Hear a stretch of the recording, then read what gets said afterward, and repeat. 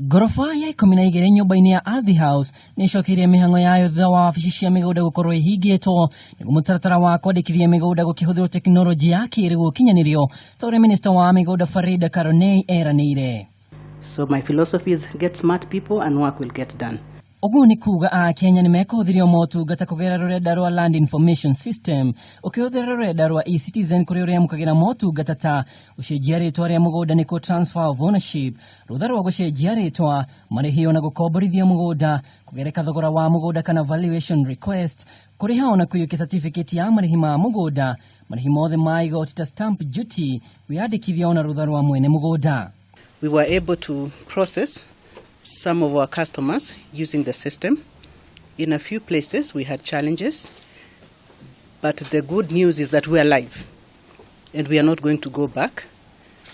We managed to process some requests for search, several, 300 I think applications for search from the central registry and another 150.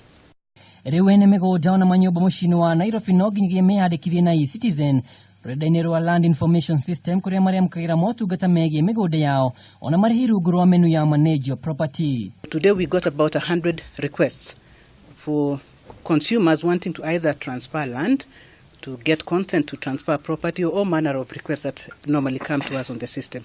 Those 100 requests will now be processed again tonight. So anybody who sent a request to us today will get a reply tomorrow or the request taken forward to the next stage. To use this platform, you have to register on the eCitizen platform.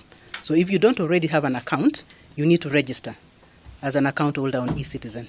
Rĩrĩ itiria mbere igeria tarĩrĩ rĩanambĩkwo mũrĩa warĩ Minister wa mĩgũnda thirikari-inĩ hĩtũku Professor Jacob Kaimenyi na nĩ igerio tarĩrĩ rĩrĩa augĩte rĩaya kũhũthĩra mĩaka 5. Nona gũkire ũguo wa Kenya maya kũrikarika mĩhuko-inĩ kuona Kaimenyi na nĩ atĩ mũtaratara ũyũ warĩ ũhũthĩre ciringi birioni 17 kũrĩa ihinda-inĩ rĩu milioni 900 budget-inĩ ya bũrũri cigirwo keheri-inĩ ona gũtuĩka maciaro matigana kuonekana. Itacũkia ũtarĩrĩ no rĩageretie nĩ ũrĩa warĩ Minister wa mĩgũnda mwaka-inĩ wa 2014 Charity Ngilu na ũrĩtigana gũkinyania rĩu Farida Karonei akĩmũrĩkwo kuonekana na a Kenya nĩ mekũhurwo maithori kumana na tũrĩa nĩme arĩa mathiĩte na mbere kũrĩma kũrĩa matahandire. Ngiribotera Kameme TV nĩ njĩtagwo Mwaũra wa Ndũng'ũ.